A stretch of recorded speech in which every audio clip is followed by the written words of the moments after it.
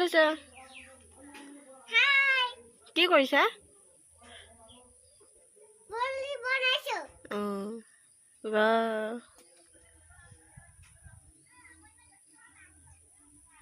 এই গুৰিবোৰত বোকা দি দিয়া আকৌ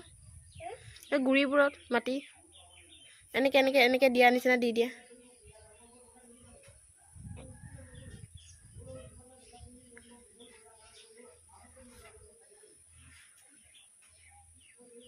দিয়া